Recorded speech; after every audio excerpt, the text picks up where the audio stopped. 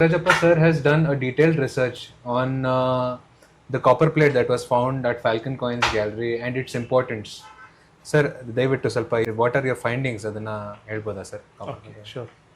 ಈ ತಾಮ್ರಪತ್ರ ಏನಿದೆ ಇದರಲ್ಲಿ ಒಟ್ಟು 5 ಹಲಗೆಗಳಿದೆ. 5ರಲ್ಲಿ 4 ಹಲಗೆಗಳಲ್ಲಿ ಬರವಣಿಗೆ ಇದೆ. ಈ ಬರವಣಿಗೆ ನಮಗೆ ನಾಗರಿ ಲಿಪಿಯಲ್ಲಿ ಅಕ್ಷರಗಳನ್ನು ಬರೆದಿದ್ರೆ, ಕನ್ನಡ ಮತ್ತು ಸಂಸ್ಕೃತ ಭಾಷೆಯಲ್ಲಿ ತಾಮ್ರಪತ್ರವನ್ನು ಬರೆದಿದ್ದಾರೆ. ಈ 5 ಹಲಗೆಗಳಲ್ಲಿ ಮೊದಲನೇದಾಗಿ ನಾವು ಹೇಳಬೇಕಂದ್ರೆ ಆಸ್ ಯೂಶುವಲ್ ಬೇರೆ ತಾಮ್ರಪತ್ರಗಳಲ್ಲಿ ಸಿಗೋ ರೀತಿಯಲ್ಲಿ ಇದರಲ್ಲಿಯೂ ಕೂಡ ವಿಷ್ಣುವಿನ ಸ್ತುತಿಯೊಂದಿಗೆ ಈ ತಾಮ್ರಪತ್ರ ಪ್ರಾರಂಭವಾಗ್ತಾ ಹೋಗುತ್ತೆ. ಬಹಳ ಮುಖ್ಯವಾಗಿ ಏನು ಅಂತ ಹೇಳಿದ್ರೆ, ಬೇರೆ ತಾಮ್ರಪತ್ರಗಳಲ್ಲಿ ಸಿಗೋ ರೀತಿಯಲ್ಲಿ ಇದರಲ್ಲಿಯೂ ಕೂಡ ಸಂಗಮ ಅರಸರ ವಂಶಾವಳಿಯನ್ನು ಕೊಟ್ಟಿದ್ದಾರೆ.